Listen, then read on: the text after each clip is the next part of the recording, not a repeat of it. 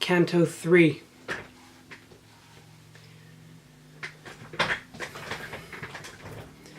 Through me the way into the suffering city, through me the way to the eternal pain, through me the way that runs among the lost, justice urged on my high artificer. My maker was divine authority, the highest wisdom and the primal love. Before me nothing but eternal things were made, and I endure eternally. Abandon every hope who enter here. These words, their aspect was obscure. I read inscribed above a gateway, and I said, Master, their meaning is difficult for me. And he to me, as one who comprehends, here one must leave behind all hesitation.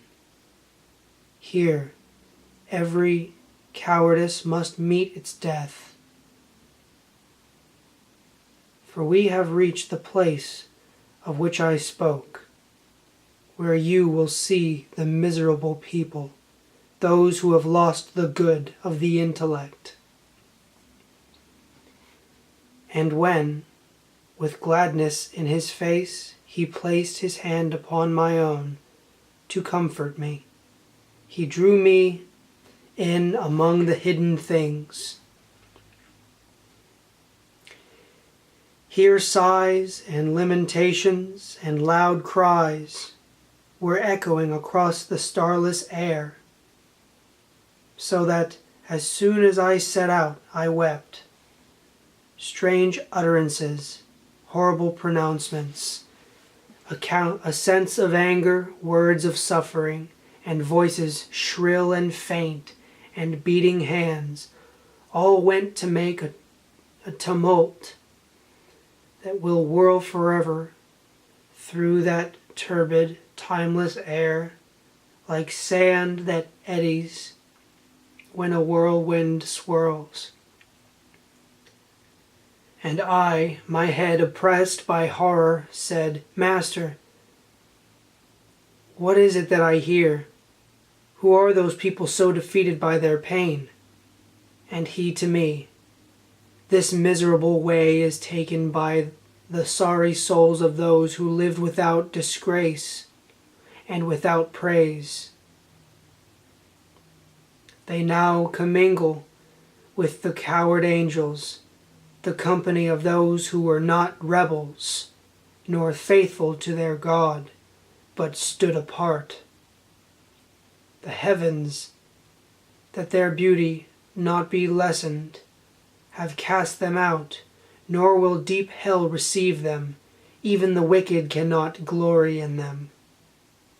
And I, what is it, Master, that oppresses these souls, compelling them to wail so loud? He answered, I shall tell you in few words. Those who are here can place no hope in death, and their blind life is so abject that they are envious of every other fate. The world will let no fame of theirs endure. Both justice and compassion must disdain them. Let us not talk of them, but look and pass. And I, looking more closely, saw a banner that, as it wheeled about, raced on, so quick that any respite seemed unsuited to it.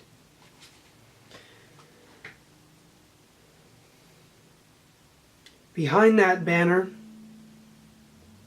trailed so long a file of people, I should never have believed that death could have unmade so many souls.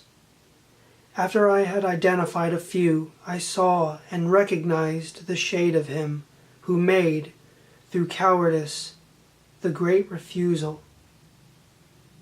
At once I understood with certainty this company, contained with cowardly, hateful to God and to his enemies.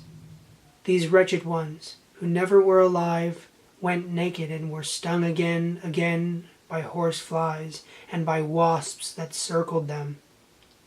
The insects streaked their faces with their blood, which mingled with their tears, fell at their feet, where it was gathered up by sickening worms.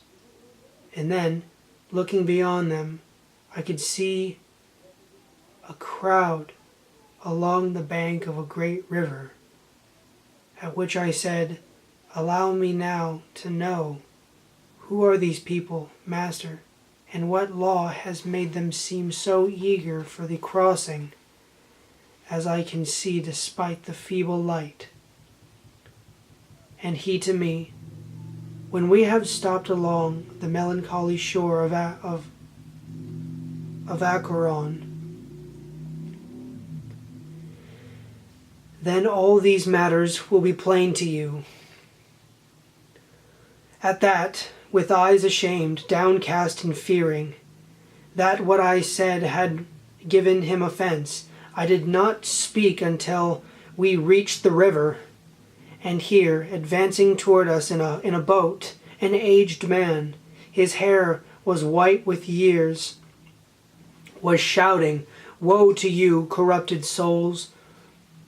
Forget your hope of ever seeing heaven. I come to lead you to the other shore, to the eternal dark, to fire and frost. And you approaching there, you living soul, keep well away from these. They are the dead." But when he saw I made no move to go, he said, "Another way and other harbors, not here, will bring you passage to your shore. A lighter craft will have to carry you. My guide then, Charon, don't torment yourself. Our passage has been willed above, where one can do what he has willed and ask no more." Now silence fell upon the woody cheeks of Charon, pilot of the livid marsh, whose eyes were ringed about with wheels of flame. But all those spirits, naked and exhausted, had lost their color, and they gnashed their teeth as soon as they heard Charon's cruel words.